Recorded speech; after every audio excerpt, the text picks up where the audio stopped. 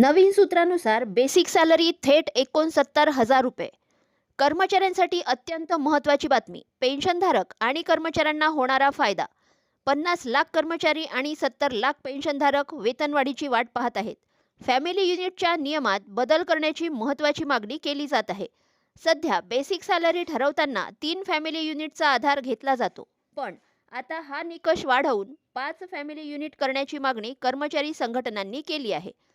या प्रस्तावानुसार कर्मचारी, नवरा किंवा बायको, 2 मुलं तसेच पालक किंवा गरजू सासू-सासरे यांचाही खर्च विचारात घ्यावा लागणार अशी मागणी केली जात आहे.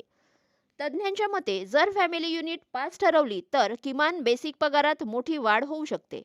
अंदाजानुसार 18,000 रुपयांचे किमान मूळ वेतन 27,000 रुपयांपर्यंत होऊ शकते. NCGCMने प्रस्तावात किमान बेसिक सॅलरी 69,000 रुपये आणि फिटमेंट फॅक्टर 3.83 ठेवण्याची शिफारस केली आहे. बेसिक सॅलरी वाढल्याने थेट परिणाम महागाई भत्ता, घरभाडे भत्ता आणि प्रवास भत्ता यावरही होईल. त्यामुळे कर्मचाऱ्यांच्या एकूण पगारात मोठी वाढ होण्याची शक्यता वर्तविण्यात येत आहे.